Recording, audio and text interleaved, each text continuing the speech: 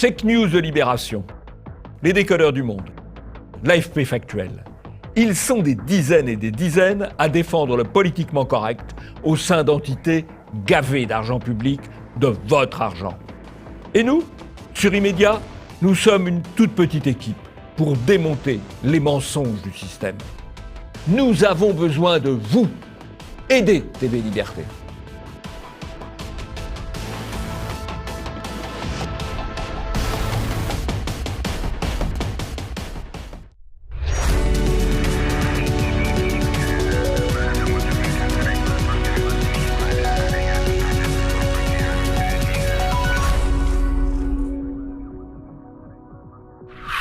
Bonjour à tous et bienvenue dans ce nouvel Immédiat. Bonjour Jean-Yves. Bonjour Nicolas.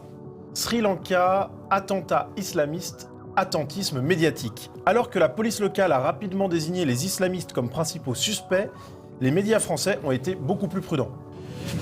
Le rat et l'oiseau. Avec Nathalie Loiseau, prenez une leçon de ce qu'il ne faut absolument pas faire face à la diabolisation médiatique. Notre-Dame, l'inquiétude monte en flèche. Alors qu'une loi d'exception va être mise au vote, les médias mettent largement en avant les architectes voulant moderniser la flèche de Notre-Dame. Et vous retrouverez le zapping et les tweets.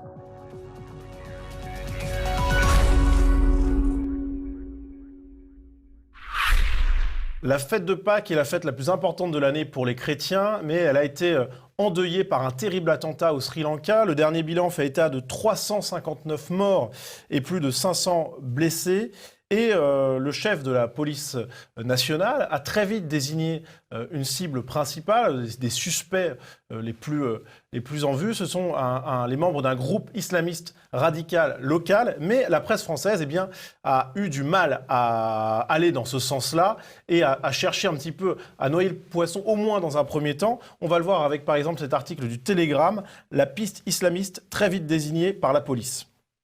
Dans cet article du Télégramme, on voit le titre « Info ou intox » avec les journalistes qui parlent d'une théorie qui doit être considérée avec précaution. Et les journalistes n'hésitent pas à mentionner une piste alternative, une piste tamoule. Donc ce choix du Télégramme, il a été en fait partagé par beaucoup de médias jusqu'au lendemain où on voit par exemple sur CNews, dans l'émission L'heure des pros, une séquence intéressante. On va la regarder tout de suite. 24 personnes ont été arrêtées en lien avec cette vague d'attentats, mais pour l'instant, les attentats n'ont pas été revendiqués. Alors, qui sont ces 24 personnes ? Mystère et boule de gomme. Gérard Leclerc passe ensuite un reportage qui, miracle, mentionne en fin de séquence une possible piste islamiste. Et Gérard Leclerc est donc obligé de mentionner cette piste, mais vous allez voir, il a un petit peu de mal. Ces attentats, pour l'instant, on ne sait pas à qui les attribuer, même s'il y a ce soupçon sur un mouvement extrémiste islamiste. Oui, alors, on voit à quel point il a du mal à dire le mot avec beaucoup de conditionnels et il le susurre plus qu'il ne le dit, tellement il a la crainte d'être dans le politiquement incorrect en décrivant simplement la réalité. C'est très, très significatif. Ça veut dire le poids de l'interdit qu'il y a derrière toute parole publique dans les médias. Et d'ailleurs, immédiatement, sur le plateau, Georges Fenech le reprend. Mais en l'état actuel, on attend de mieux comprendre. S'agit-il d'une opération tamoule ? S'agit-il d'une opération contre le gouvernement actuel ? Pour l'instant, on ne peut pas le dire. Oui, alors en fait, en l'état actuel, on peut le dire puisqu'on sait qui a été interpellé, qui a été intercepté. Donc on sait sur qui se portent les soupçons. Alors ce qui est vrai, c'est que la situation au Sri Lanka est compliquée.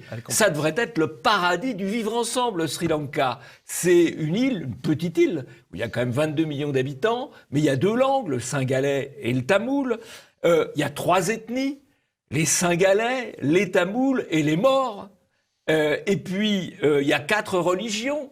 Ça devrait être le paradis du vivre ensemble. Il y a des bouddhistes, il y a des hindouistes, il y a des chrétiens, il y a des musulmans. Voilà. Donc, c'est pas le paradis du vivre ensemble, le Sri Lanka, parce qu'effectivement, il y a eu une guerre civile qui a duré plusieurs dizaines d'années. Et puis maintenant, il y a des attentats islamistes.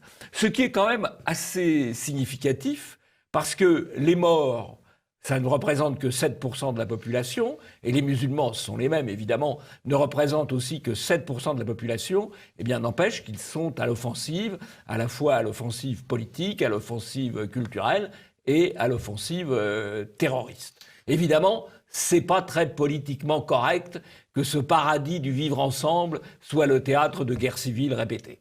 Et c'est effectivement cette complexité qui amène Georges Fenech à considérer éventuellement d'autres pistes alternatives.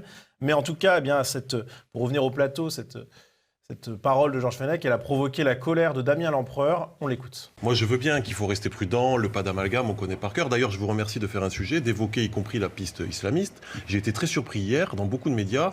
Cet événement a été pas passé sous silence, mais il n'a pas fait la une. Et on se refusait éventuellement même à évoquer la possibilité d'une attaque islamiste. C'est quand même surréaliste. Mais en face, on a du mal à admettre cette possibilité. Je vais dire qu'on prononce le mot islamiste, le mot islam et islamiste depuis quelques minutes. On ne sait pas quels sont les responsables. Et il y a une hypothèse avec des groupes bouddhistes. Et il est assez amusant cet intervenant parce qu'il nous dit pas d'amalgame avec les islamistes, mais par contre on peut faire des amalgames avec des bouddhistes. Bon, la violence bouddhiste, c'est quand même pas une caractéristique dominante du bouddhisme, ça peut arriver bien sûr, mais c'est pas la caractéristique dominante. Alors, ce qui est assez intéressant là, c'est la volonté en fait de se cacher les yeux, parce que qu'est-ce qu'on a ? On a une cible qui sont des églises catholiques le jour de Pâques, quand même pas tout à fait neutre. On a un mode opératoire avec des attentats suicides.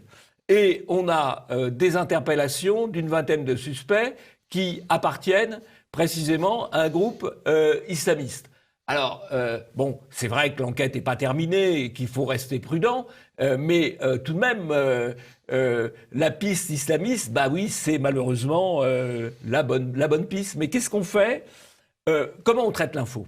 On diffère d'abord. On diffère, on minore et on fait diversion. Et tout ça dans l'esprit de gagner du temps, parce que quand on révélera, oui, c'est bien un attentat islamiste, les gens seront passés à autre chose. C'est toujours la même technique. Démentir d'abord, nier la réalité, et puis dans un deuxième temps, on est bien obligé de le reconnaître, mais c'est un peu trop tard. Voilà. Alors, les médias ont évidemment beaucoup parlé de l'attentat du Sri Lanka. On a par exemple une de Libération, attentat au Sri Lanka, l'enfer sur terre. Le Figaro qui a aussi consacré une Pâques meurtrière au Sri Lanka. Et Le Monde, les massacres au Sri Lanka, nouvel acte de violence contre les chrétiens en Asie. Donc Jean-Yves, on a quand même des unes qui sont consacrées. Oui, alors on a des unes qui sont consacrées 48 heures après, puisque ce sont des unes qui paraissent le mardi alors que les événements ont lieu le Parce qu'il y a eu le week-end de Pâques aussi. Donc ça peut s'expliquer. Oui, mais si vous voulez, si je dis 48 heures après, c'est pas pour dire ils ont gagné du temps, parce qu'effectivement il y avait le lundi de Pâques, d'accord. Mais 48 heures après, il n'y a plus de doute sur la piste islamiste. Dans les premières heures, il peut y avoir une certaine incertitude, malgré les déclarations de la police. On ne peut pas toujours faire confiance non plus totalement aux polices ou au gouvernement en place. Mais 48 heures après, il n'y a plus de doute. Or, aucun de ces titres, que ce soit le Figaro, Le Monde, Libération, n'emploie le mot islamiste dans le titre. Or, c'est évidemment le fait majeur. Les deux faits majeurs, c'est l'attaque d'églises chrétiennes par des islamistes. C'est ça qui aurait dû être le titre. Dans l'article de Libération, on voit la mention de la piste islamiste et en sous-titre dans la une du Monde, on voit aussi l'hypothèse. Donc, bien sûr, mais pas dans le titre. Ouais. Pas dans le titre. Or, le titre, il est censé aller à l'essentiel. Mmh. Et l'essentiel, c'est bien une attaque islamiste contre des églises chrétiennes. C'est ça l'essentiel. Donc les médias ont parlé de l'attentat au Sri Lanka. Il y a eu cette minoration de la piste islamique. On a par exemple ce titre de France Info qui a été largement critiqué sur les réseaux sociaux. Attentat contre les chrétiens au Sri Lanka, les principales victimes étaient plutôt musulmanes ces dernières années. Alors c'est un article qui donne la parole à un expert et dans le tweet, France Info a choisi de mettre en exergue cette citation. Et il est évident que c'est une citation qu'on n'aurait pas retrouvée dans d'autres cas, comme par exemple dans le cas récent de Christchurch, mais dans d'autres cas qui mettent d'autres protagonistes dans la lumière. Même chose, un tweetos s'est amusé à imaginer Courrier International publier à nouveau cet article qu'il avait publié lors de l'attentat de Christchurch. Analyse l'attentat de Christchurch au nom de la suprématie blanche. Le tweetos s'est donc amusé à remettre le titre au goût du jour, l'attentat au Sri Lanka au nom de la suprématie musulmane. Bon, évidemment, on n'aura pas ce nouveau titre. Mais ce qui est intéressant, c'est de noter qu'il y a quand même un 2 poids 2 mesures des médias, notamment français, sur cette question-là. Absolument. Et de tous les médias. Alors, ce qui est étonnant, c'est que pourquoi cette couverture médiatique, particulièrement en France, mais pourquoi y a-t-il ce problème à parler je crois qu'il y a un d'attentats dogme. islamiques? Il y a un dogme dans les médias français, c'est que l'islam est une religion de paix, ce qui est un mensonge absolu. Il suffit de lire des dizaines et des dizaines de versets du Coran pour s'en convaincre. Il suffit d'observer le comportement depuis 14 siècles de l'islam, qui s'est toujours étendu par la guerre, par la violence. Mais ça fait rien. Le dogme, la doxa médiatique, c'est que l'islam est une religion de paix, donc on ne comprend pas qu'il puisse y avoir autant d'attentats. Et il y en a en Asie, il y en a en Europe, il y en a en Afrique, il y en a partout où l'islam est en contact. Y compris entre certaines branches islamiques. Y compris entre certaines branches islamiques, c'est vrai, mais partout où l'islam est en contact avec d'autres civilisations, que ce soit les hindouistes, que ce soit les bouddhistes, que ce soit les Africains, que ce soit les Européens, que ce soit les chrétiens, eh bien il y a des conflits. Voilà. Il n'y a pas de zone de paix quand l'islam est en contact avec d'autres que soi-même. Alors, ce qui est intéressant de noter également, c'est une intervention un petit peu étonnante de Jean-Luc Mélenchon, qui, sur son blog, a écrit « Il y a une sous-évaluation dans les médias français des agressions spécifiques dont font l'objet des chrétiens dans le monde. » Et là, Jean-Yves, ça résonne avec 2 cas qui sont passés le week-end de Pâques, avec un migrant qui est rentré dans une église en Allemagne pour agresser des croyants. Il a blessé 25 personnes. Et aussi au Nigeria, 10 morts chrétiens dans une procession à Pâques. Effectivement, il y a un parti pris médiatique qui semble clair pour taire un petit peu la souffrance des chrétiens. Et c'est Jean-Luc Mélenchon qui le dit. Oui, écoutez, on va donner un coup de chapeau à Mélenchon, alors tout est possible. Nous, on n'est pas sectaires. Voilà. Passons au zapping.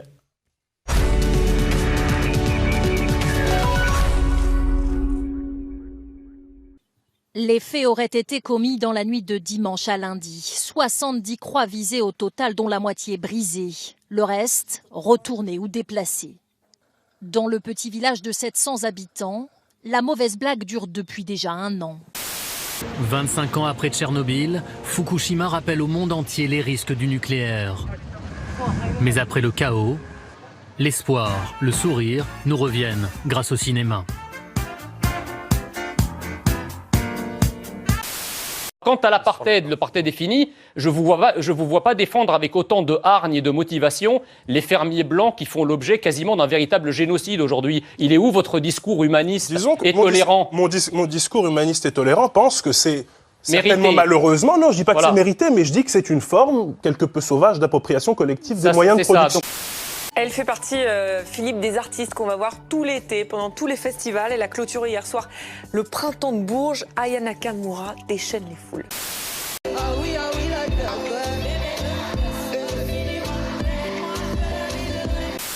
Il y a surtout un truc qui se joue du côté du vocabulaire de la jeune dame. C'est un truc de dingue, ça résonne carrément auprès des adolescents. Les paroles, c'est les jeunes. Ouais, c'est les jeunes.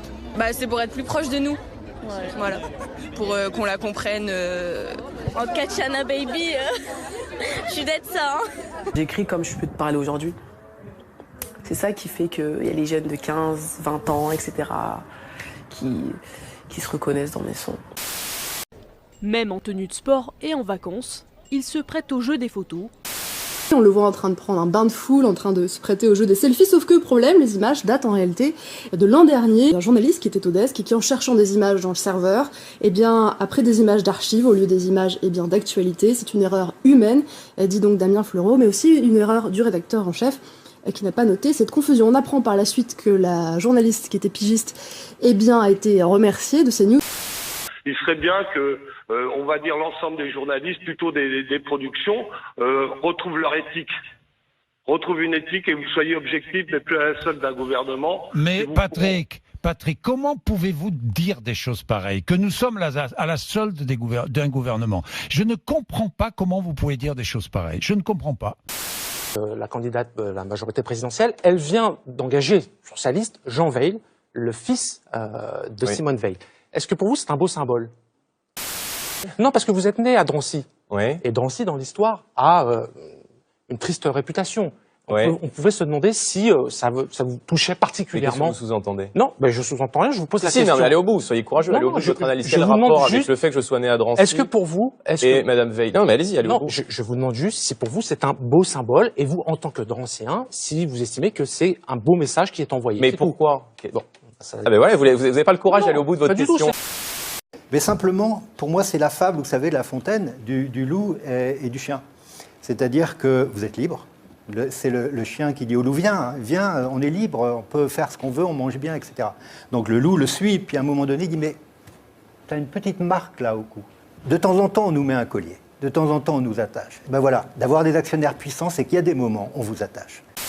Première théorie, développée par l'eurodéputé Front National Jean Messia, c'est qu'il y aurait eu 2 départs de feu différents. À sa source, il n'y en a qu'une, c'est le navire amiral de l'extrême droite française sur le web, qui s'appelle le François de Souche, c'est un site, et c'est lui qui publie l'intox. Français de Souche, c'est lui qui publie l'intox, en très très gros, dès le début de la soirée. Il a supprimé depuis, mais on retrouve trace du tweet qu'avait fait le responsable du site, qui s'appelle Pierre Sautarel, et donc sa source à lui, c'est David Pujadas. Sauf que David Pujadas, il a en fait jamais dit ça. Parce que dans les faits, en Hongrie, on peut dire ce qu'on veut. On peut même dire que Orban est un dictateur. Dans la réalité, le système médiatique Orban s'est débrouillé pour couper le lien entre ces médias indépendants et les citoyens. La voix existe, la voix de l'opposition, mais elle n'a aucune audience. Ce système est un système intelligent, c'est le système Orban. Il justifie que l'Union européenne soit intransigeante sur la liberté de la presse. Marquée à vie, Fiorina ne regrette pourtant pas d'avoir manifesté ce jour-là. Comme elle, depuis le début du mouvement, 23 personnes ont perdu leur œil et 5 ont eu la main arrachée. Fiorina ne manifeste plus mais soutient toujours le mouvement. Elle espère reprendre ses études en septembre. Nous avons la main-d'œuvre, nous avons les connaissances, nous avons le savoir-faire en matière de vitraux en France. Et il faut absolument que le gouvernement et toutes les personnes qui seront en charge de la restauration de Notre-Dame soient conscientes que c'est un patrimoine français. Écoutez, alors d'abord 3 coups de chapeau, et puis une tête à claque, et puis après quelques petits commentaires. Alors d'abord le coup de chapeau pour Emmanuel Andrieux, ce maître artisan verrier qui a la responsabilité des vitraux des cathédrales, c'est un beau métier. Un coup de chapeau aussi pour Fiorina, la courageuse Fiorina qui a perdu son œil et qui continue de s'engager, qui a eu un reportage plutôt honnête, il faut le dire, là sur BFM TV. Et enfin, un coup de chapeau à Bardella, la tête de liste du RN pour les élections européennes, puisque voilà un garçon qui est né en 1995 et le journaliste... il est né à Drancy. Il est né à Drancy et le journaliste essaie de lui mettre sur les épaules la charge de ce qui s'est passé à Drancy en 1942, c'est-à-dire 50 ans avant que Jordan Bardella soit né. On va quand même très très loin dans les opérations de diabolisation dans les médias. Il s'en sort bien. Il s'en sort très bien parce que il pousse le journaliste à mettre en avant ses arrière-pensées et il les balaie d'un revers de la main. C'est un très beau traitement des opérations de diabolisation. La tête à claque, c'est Samuel Laurent, l'un des principaux responsables des décodeurs du monde, qui donne des leçons de lutte contre les fake news à longueur de journée, qui est d'ailleurs payé par Facebook pour cela, et par Le Monde, et par les contribuables, et qui quand même en quelques secondes arrive à multiplier les mensonges en présentant Jean Messia comme eurodéputé, ce qui n'est pas le cas, malheureusement pour lui, et c'est dommage parce que ce sera sûrement un excellent eurodéputé, en expliquant que De Souche a retiré un de ses tweets où il expliquait qu'il y avait eu deux foyers de feu, et non pas 2 sources de feu. Voilà, donc tout est mensonge par ce type arrogant qui prétend chasser les fausses nouvelles et qui en fait passe son temps à en produire. Il est même payé pour ça. Ce qui est grave, c'est qu'il sert de référence pour avancer ou retirer ou pousser certains posts sur Facebook, par exemple. C'est quand même assez grave. Alors, petit commentaire complémentaire. On a vu que quand Macron est allé faire son bain de foule au Touquet, CNews a utilisé de mauvaises images d'archives correspondant à l'année d'avant. Comme ça, il y avait sans doute plus de monde. Alors, c'est assez marrant parce que la pigiste a été virée. Mais par contre, le rédac-chef, lui, reste. Hein. Voilà, ça, c'est vraiment... les petits... voilà, c'est une vieille technique et quand même pas très, très élégant. Voilà. Et puis, bien sûr, les médias assurent la promotion de la chanteuse africaine Aya Nakamura. Comment vous dites là? Nakamura. Aya Nakamura. Bon, j'ai du mal. Ah, pour être porte-parole du gouvernement, tiens. Bon. Et puis, alors, ce qui est un peu choquant, c'est les premières scènes qu'on voit dans Zapping, où on nous explique qu'il y a eu la profanation d'un cimetière chrétien, et on nous dit, c'est une mauvaise blague. C'est une mauvaise blague. Alors, simplement, on imagine, c'est un cimetière juif ou c'est un cimetière musulman qui est profané. Est-ce qu'on emploie l'expression mauvaise blague ou est-ce qu'on emploie une autre expression? Et sinon, on explique pourquoi il y a des expressions dans certains cas et des expressions dans d'autres cas. Passons au deuxième sujet, le rat et l'oiseau.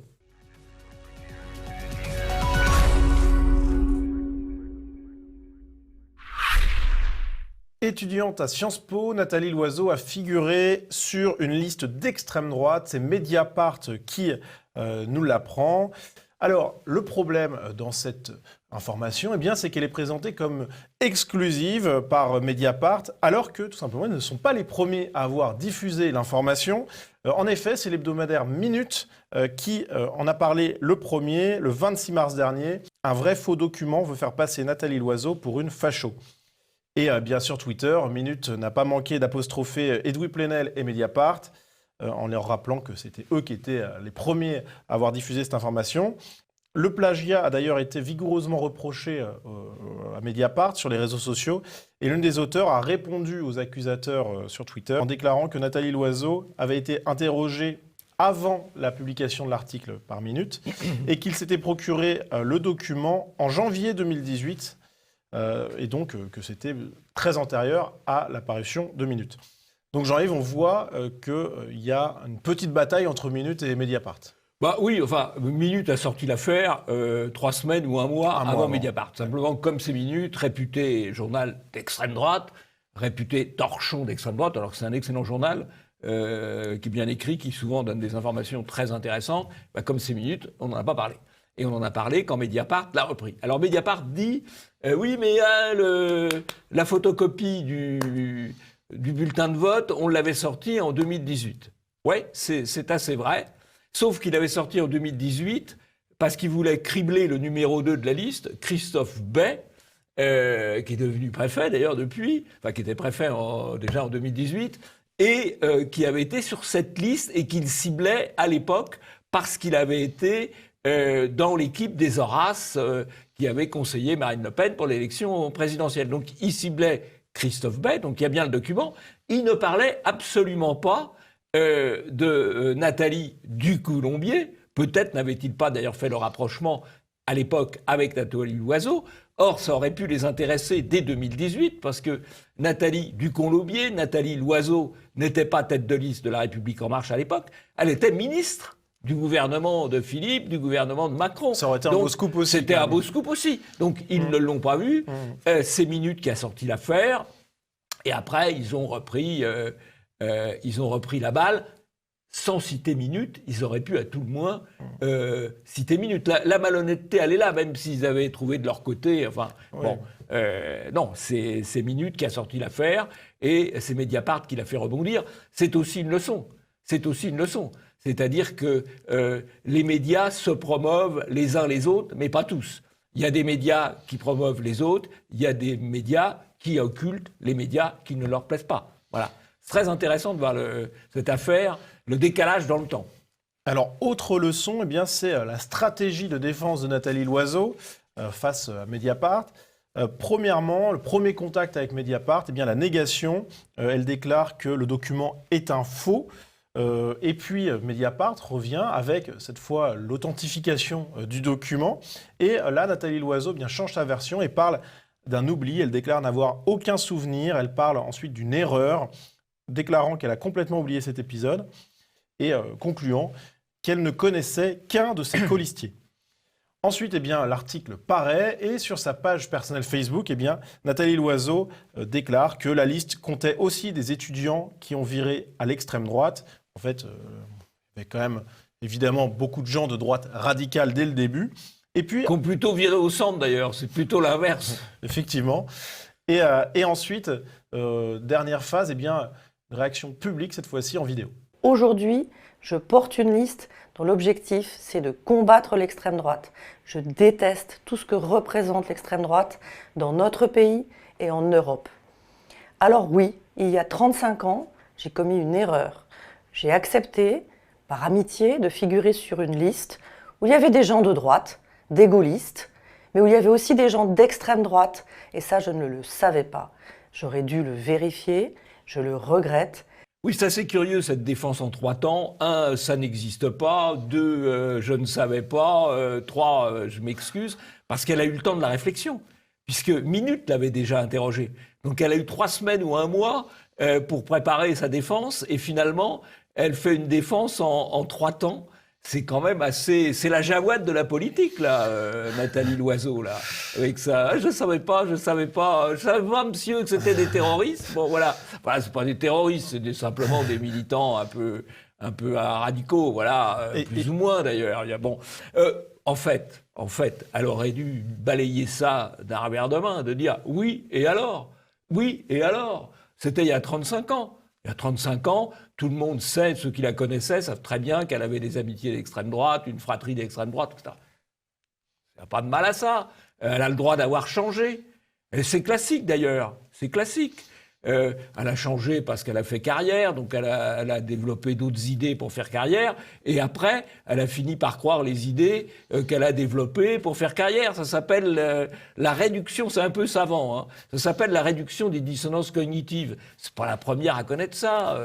Alain Madelin d'Occident, eh ben, il a fini libéral, il a voté Macron, comme Nathalie Loiseau. Il n'y a pas de mal à ça, c'est une évolution naturelle. Mais il faut dire, et alors ? Et alors ? Pas battre sa coulpe, voilà. Alors, je devrais donner des cours de lutte contre la diabolisation. Je vais peut-être ouvrir, je sais pas moi, une école. Il faudra en parler d'urgence à Nathalie Loiseau, parce que là, elle a bien besoin. Oui, elle a bien besoin. Bon. Alors, Nathalie Loiseau a été attaquée par les médias, attaquée doucement, mais attaquée quand même. Le sujet a été très largement traité. Libération, Le Monde, Le Parisien et même le JT de France 2. C'est ce très ancien bulletin de vote qui rattrape Nathalie Loiseau. En 1984, alors étudiante à Sciences Po, Nathalie Ducoulombier, c'est son nom de jeune fille, y figure en 6e position sur une liste des droites pour une élection de délégué étudiant sous l'étiquette UED, un courant politique très proche du mouvement d'extrême droite, le GUD. Alors, les médias en ont parlé. Les médias en ont parlé, après Mediapart, pas après Minute, nous l'avons dit, les médias en ont parlé, mais ils en parlent sur le mode on raconte une histoire, ils ne sont pas dans la prescription. Nathalie Loiseau doit partir. Voilà. Ils ne sont pas dans cette prescription-là. On peut penser que si un phénomène comparable avait été découvert sur la liste de Bellamy, ou si Bellamy, Dieu nous en préserve, avait eu de pareils penchants, eh bien là, la campagne aurait été beaucoup plus agressive. En demandant le départ de Nathalie Loiseau, là, bon, ça va se calmer. Enfin, je pense, hein, on peut se tromper, mais je pense que ça va se calmer et qu'elle va pouvoir continuer son combat contre l'extrême droite, qui est le combat de sa vie, je crois, depuis sa plus tendre jeunesse. C'est du moins ce qu'elle racontait. Voilà. Passons au tweet.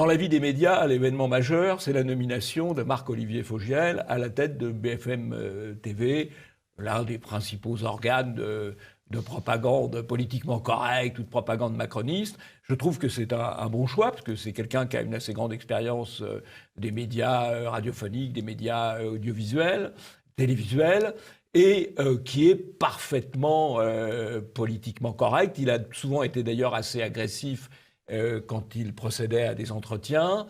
Il est politiquement correct, il est libéral libertaire, il est homosexualiste, il a été marié dans un mariage gay, un mariage Taubira par Delanoë, et il est même allé quand même très très loin parce que il a assuré la promotion avec une une de Paris Match de la gestation pour autrui, c'est-à-dire les mères porteuses, c'est-à-dire l'achat d'enfants produits ailleurs. En l'occurrence, il a acheté 2 petites filles, 100 000 €. C'est une vision quand même très, très marchande de la vie et du monde. Eh bien, voilà l'homme qui va diriger quand même l'un des principaux organes de communication, de télévision du pouvoir.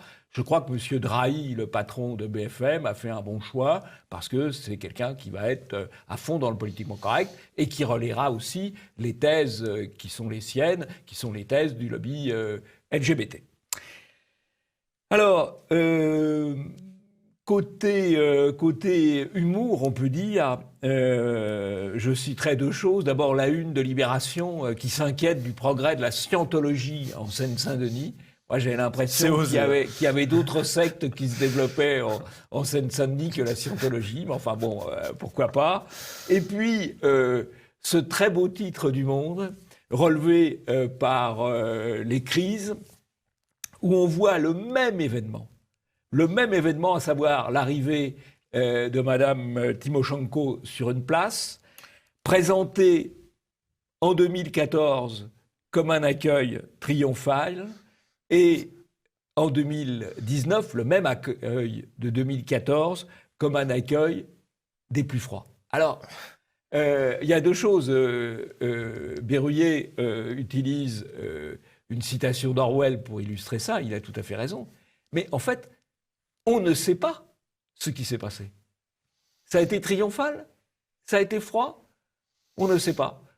En 2014, il fallait dire que c'était triomphal, on dit que c'est triomphal. En 2019, il fallait dire que c'était des plus froids, on dit que c'est des plus froids. Mais effectivement, on ne sait pas où est la vérité, quoi. Là, c'est quand même un bobard. Il y a un bobard, forcément. Mais on ne sait pas quelle est la vérité. On ne sait pas où est la vérité. C'est déstabilisant. C'est Le Monde, c'est le quotidien de référence. Le quotidien de référence chargé de traquer les fake news. Utilisé, et c'est là que ça devient de plus en plus grave. On sait que Facebook modère, c'est-à-dire ralentit ou supprime les posts qui sont, selon Facebook, des fake news, des fausses nouvelles. Donc, si c'est une fausse nouvelle, on ralentit l'accès, voire on supprime l'accès aux posts. Et alors, qui fait la liste des nouvelles fausses? Eh bien, 5 fact-checkers. Et là, c'est toujours très inquiétant. 20 minutes, quand même pas un organe particulièrement sérieux. L'AFP Factuel, qui est un organe militant, dirigé par un militant politique d'extrême gauche, c'est son droit, mais voilà. France 24, qui a une vision de la politique internationale souvent très, très engagée. Les décodeurs du Monde, alors les décodeurs du Monde, il n'y a pas besoin de les présenter, que ce soit Sénéca, que ce soit Samuel Laurent, ce sont vraiment des désinformateurs professionnels. Et Check News de Libération, que je mets à part, qui sauve l'honneur. Ouais, qui sauve l'honneur parce que assez souvent, ils font du bon travail. Alors, ils ont leur biais dans ce qu'ils traitent. Hein. Ils ont leur biais dans ce qu'ils traitent, mais ils font assez souvent c'est les moins pires de la liste, du bon travail. Et donc, je les mets à part. Mais enfin, bon, ils sont de gauche aussi. Hein. Ils sont pour la doxa médiatique. Ah bon, mais enfin, ils font du travail. D'ailleurs, on les utilise parfois. Hein, voilà. Oui, c'est vrai. On va être honnête avec eux. Moi, ça fait quand même 4 sur 5. C'est sûr que ça n'a rien à voir avec les décodeurs. Ça, voilà, rien à voir avec les décodeurs. Voilà. Alors, c'est tout de même tout à fait préoccupant. Passons au 3e sujet. Notre-Dame, l'inquiétude monte en flèche.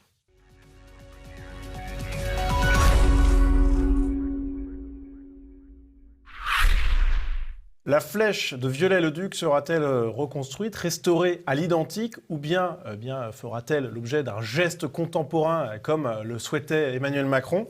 Eh bien, c'est l'inquiétude qui domine aujourd'hui, puisque un projet de loi a été présenté, un projet qui inquiète Stéphane Bern, comme on le voit dans cet article de Orange avec l'AFP. Le projet de loi propose la mise en place d'une souscription nationale, d'avantages fiscaux, etc., mais aussi de prendre par ordonnance les mesures d'aménagement ou de dérogation à certaines dispositions législatives qui seraient nécessaires afin de faciliter la réalisation des travaux. Et bien, cette loi d'exception, elle inquiète Stéphane Bern, qui partage donc son inquiétude face à un projet de loi autorisant des dérogations en matière de protection patrimoniale. Alors Jean-Yves, cet article 9 en l'occurrence, il inquiète beaucoup de monde quand même. Oui, évidemment, les protections patrimoniales, elles sont faites pour protéger le patrimoine qui s'inscrit dans la longue durée. C'est la longue durée, le patrimoine. C'est pas le caprice de l'enfant roi qu'est Macron. Voilà. Et donc, et c'est pas la première fois d'ailleurs que Macron s'en prend à la protection du patrimoine, puisque dans la loi Elan, il a considérablement affaibli le rôle des architectes des bâtiments de France, qui précisément ont pour vocation de protéger le patrimoine. Donc on comprend que les défenseurs du patrimoine soient assez inquiets par cette loi d'exception, effectivement. Et l'inquiétude, elle est d'autant plus légitime que dans certains médias, le terrain est préparé pour une construction différente, contemporaine de la flèche. On va regarder pour commencer cet extrait du JT de TF1. Le défi, l'ultime défi, c'est bien sûr, on ne peut pas s'empêcher de parler de la flèche. Viollet-le-Duc, sa flèche s'est effondrée et elle n'a pas que des supporters. Alors, comme le concours est lancé, nos graphistes ont imaginé, regardez cette flèche en verre, pourquoi pas illuminée de l'intérieur. Et puis moi j'ai un petit coup de cœur pour celle-là qui forme une couronne en cristal. Si vous regardez tout en haut, on s'est même permis de rajouter le coq qui a été retrouvé dans les cendres par les architectes. On pourrait aussi mettre un plug anal comme Place Vendôme. Toutes les options sont ouvertes. Toutes les options sont ouvertes. Alors, ce qui est assez intéressant quand même dans ce que dit cette journaliste, c'est qu'elle dit la flèche n'a pas que des supporters. Bon, en l'état actuel des choses, quand même, il y a une majorité de l'opinion qui est favorable, d'après les sondages qu'on peut avoir de droite et de gauche, à une restauration et non pas à une rénovation, à quelque chose de tout à fait différent. Et la majorité des acteurs du patrimoine, je pense à Reichner, je pense à Bern, je pense aux architectes des monuments historiques, etc., sont aussi favorables à une restauration. Parce qu'on dit, c'est vrai, la flèche de Viollet-le-Duc, elle date du 19e siècle. Enfin, ça fait quand même 2 siècles. Elle s'inscrivait dans un projet initial. Du patrimoine, elle s'inscrivait dans un projet initial. Voilà, donc c'est pas Viollet-le-Duc, c'est pas rien. Même si, effectivement, il a parfois... ajouter un certain nombre de choses à des monuments plus anciens. Voilà. En plus, il est réhabilité, Viollet-le-Duc. Il était très critiqué il y a une 50aine d'années. Aujourd'hui, on reconsidère de manière très positive son travail. En tout cas, quand elle dit qu'elle n'a pas que des supporters, je pense que majoritairement, l'opinion populaire, si je puis dire, mais aussi l'opinion patrimoniale, l'opinion éclairée, est plutôt dans le sens de la restauration. Alors, autre média qui propose des pistes de rénovation de la flèche, le Journal du Dimanche, dans cet article, Notre-Dame de Paris, toit végétalisé, flèche de cristal, les architectes ont déjà des plans. Et dans cet article, on donne la parole à Jean Nouvel, qui est plutôt un partisan de la restauration, puisqu'il déclare que la flèche de Viollet-le-Duc fait partie des choses intangibles de la cathédrale, mais c'est la seule voie favorable à une restauration en l'état qui s'exprime dans cet article, puisque on donne la parole à de nombreux architectes connus, comme Villemotte, qui défend l'idée d'un geste contemporain et même d'une flèche en matériaux de synthèse comme le carbone. On a également Rudy Ricciotti, qui parle de lianes de béton de 4 cm de diamètre, et Rudy Ricciotti, il était également l'invité d'Ali Badou dans C'est l'Hebdo sur France 5. On l'écoute. Je ne travaillerai pas la nostalgie de la structure. Vous voyez, je ne le ferai pas avec du bois, je le ferai avec du béton, qui est un matériau éminemment environnemental. C'est vrai que se pose le débat de la flèche, de la refaire dans le même format, mais peut-être que la partie cachée, la partie secrète de la flèche, si on a fait un béton, il faut lui donner une narration, un récit. On voit beaucoup dans toutes ces affaires les starchitectes, ce qu'on appelle les starchitectes, c'est-à-dire les architectes médiatiques qui passent dans les médias, qui sont aussi pour beaucoup des hommes d'argent, il faut bien le dire. c'est quand même l'accaparement marchand de Notre-Dame qui est en jeu actuellement. Alors il y a d'autres architectes qui s'expriment effectivement, on n'a pas le temps de tout voir. Juste ce qui m'a semblé intéressant et amusant, c'est de noter bien que l'un des hommes forts de la droite médiatique, on va dire, Éric Brunet, eh bien, il défend plutôt une position assez étonnante. C'est tout simplement la reconstruction de Notre-Dame avec de la modernité et de l'audace. Et il déclare sur Twitter « Vive le métal, le verre et les nouveaux matériaux ». Donc voilà, un petit clin d'œil à Éric Brunet. Mais il n'y avait pas que des défenseurs d'une rénovation contemporaine qui s'exprimaient dans les médias, puisque par exemple Didier Rickner a eu la parole dans Valeurs Actuelles. Un geste architectural contemporain sur Notre-Dame, ce serait totalement dément. Et même dans l'Obs, eh bien, les journalistes lui donnent la parole et il déclare « Je pense que c'est n'importe quoi. Quand on fait de la restauration, il y a des règles prévues notamment par la charte de Venise. » Donc Jean-Yves, on voit qu'il y a quand même un petit peu de paroles dissidentes, mais majoritaires dans l'opinion populaire qui s'expriment. Oui, alors Rickner, on peut lui donner un coup de chapeau parce que la tribune de l'art, c'est extrêmement intéressant pour tout ce qui touche le patrimoine. Moi, je recommande de suivre Rickner, soit sur son blog, soit sur ses posts Facebook ou son compte Twitter. C'est la fin de cette émission. Merci à vous de l'avoir suivi. Jean-Yves, à la semaine prochaine. À la semaine prochaine.